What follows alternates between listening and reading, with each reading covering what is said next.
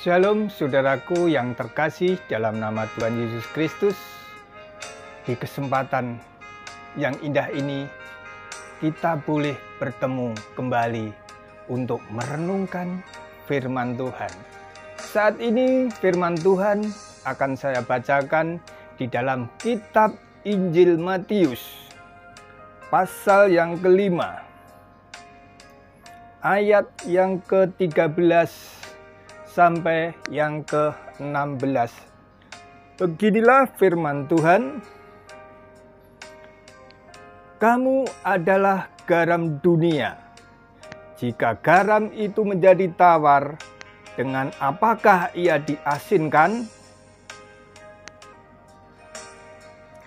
Tidak ada lagi gunanya selain dibuang dan diinjak orang.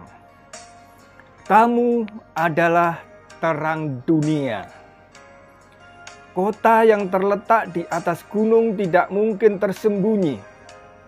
Lagi pula orang yang tidak menyalakan pelita lalu meletakkannya di bawah gantang, melainkan di atas kaki dian, sehingga menerangi semua orang di dalam rumah itu. 16. Demikianlah hendaknya terangmu bercahaya di depan orang, supaya mereka melihat perbuatanmu yang baik dan memuliakan Bapamu yang di surga. Amin, puji Tuhan. Saudaraku yang terkasih di dalam nama Tuhan Yesus Kristus, kesempatan yang indah ini saya akan membawakan renungan firman Tuhan dengan tema Kamulah garam dan terang. Saudara, kita semua sudah tahu bahwa garam dan terang adalah sebuah kebutuhan sehari-hari bagi kita. Garam, kalau kita memasak, kalau tidak ada garam, pasti rasanya hambar. Begitu juga terang. Kalau rumah kita pada malam hari gelap gulita, tidak ada pelita, tidak ada penerangan, pasti yang terjadi semuanya serba gelap. Saudaraku, firman Tuhan saat ini, Tuhan Yesus mengajarkan kita semuanya dengan suatu perumpamaan-perumpamaan yang sungguh luar biasa. Tuhan memberikan suatu perumpamaan bagi kita semuanya. Kita adalah garam-garam dunia, terang-terang dunia. Saudaraku, kenapa Tuhan Yesus memakai perumpamaan dengan garam? Sebab kita tahu garam itu adalah barang yang bisa mengawetkan. Contohnya salah satu adalah ikan. Ikan-ikan yang hasil tangkapan dari laut atau dari danau pada zaman dahulu. Saudaraku, maka langsung tangkapan itu dikasih dengan garam. Supaya apa? Ikan-ikan itu tidak membusuk, saudaraku. Mungkin kalau zaman sekarang, pasti orang sudah pakai kulkas, langsung dimasukkan kulkas, tidak membusuk. Tetapi pada zaman Tuhan Yesus, belum ada kulkas, maka Tuhan Yesus memberikan perumpamaan kepada kita semuanya, pakai garam. Saudaraku, apakah yang bisa kita ambil makna dari garam ini? Dari khotbah Tuhan Yesus, dari pengajaran Tuhan Yesus bagi kita semuanya. Saudaraku, garam, Tuhan Yesus menunjuk kepada kita, kamulah garam-garam dunia. Kalau garam itu tawar, tidak ada gunanya, maka akan dibuang, saudaraku. Maka sekarang Tuhan menunjuk kita dengan suatu perumpamaan, kita adalah garam dunia. Apakah yang dimaksud itu?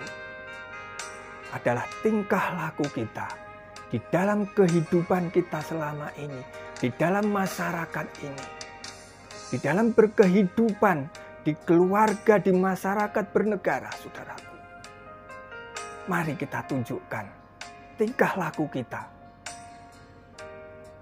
Saudara, kita tidak usah itu egois, mementingkan diri sendiri.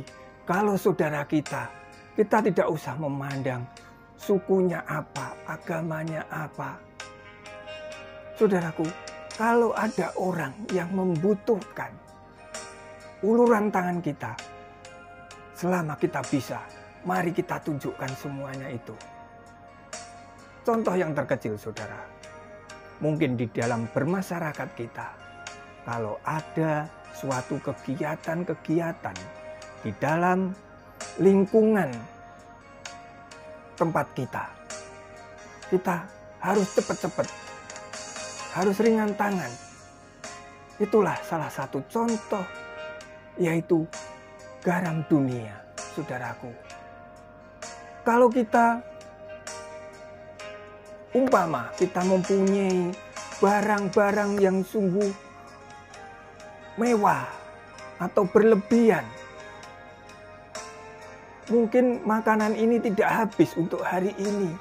Tetapi kalau besok, kalau kita tidak makan, itu akan membusuk. Lebih baik diapakan, saudaraku? Kalau kita mempunyai kelebihan, mari kita berikan saudara kita yang memerlukan, saudara. Kalau kita mempunyai barang lebih, tetapi kita biarkan, kita melihat saudara kita yang masih kekurangan, kita biarkan. Apakah itu seperti garam, saudaraku? Tidak, saudara. Makanya Tuhan Yesus mengatakan, kalau garam itu menjadi tawar, itu tidak ada gunanya, maka akan dibuang saja, saudara. Apakah kita mau seperti itu? Tuhan Yesus meminta kita semuanya, tingkah laku kita, perbuatan kita, mari kita gunakan, kita aplikasikan di dalam setiap harian kita. Kalau kita melakukan apa yang diminta oleh Tuhan, kamulah garam dunia, jadilah pada saat ini. Saudara semuanya, kita semuanya menjadi garam-garam Tuhan yang bisa mengasihi di tempat manapun juga. Jangan sampai garam kita menjadi tawar. Dan yang kedua, saudaraku, Tuhan meminta, kamulah terang dunia. Saudara, firman Tuhan di sini menunjuk kita, kamulah terang dunia. Bukan Tuhan menghimbau saudara, tetapi Tuhan menunjuk kamu. Kita semuanya, kita adalah terang-terang dunia. Bagaimanakah terang kita akan terlihat oleh dunia? Kalau terang kita itu hanya untuk lingkup kita sendiri, hanya keluarga kita sendiri. Saudaraku, terang berbicara tentang karakter. Karakter orang Kristen. Sudahkah karakter kita, yaitu mencerminkan karakter Tuhan Yesus di dalam kehidupan kita? Sebab di situ dikatakan di dalam firman Tuhan, yaitu terangmu, pelitamu itu harus bisa terlihat. Saudara, kalau kita merenungkan, kita di tempat suatu yang gelap gulita, dari jauh ada suatu pelita, walaupun kelihatan kecil, kita tetap bisa melihat, oh di sana ada suatu pelita, ada suatu penerangan. Begitu juga saudaraku, di dalam dunia yang penuh kegelapan ini, yang tidak menentu, saudara. Kita harus menunjukkan karakter Yesus, karakter terang dunia kita. Jangan, saudaraku, ikut-ikutan orang-orang dunia. Jangan ikut-ikutan dunia ini, mengikuti arus dunia ini. Kalau kita mengikuti arus dunia, maka terang kita akan meredup, saudaraku. Mungkin akan mati malah. Saudaraku yang terkasih dalam nama Tuhan Yesus Kristus, renungan firman Tuhan saat ini meminta kita untuk menjadi garam dan terang bagi dunia ini. Siap sediakah, saudaraku?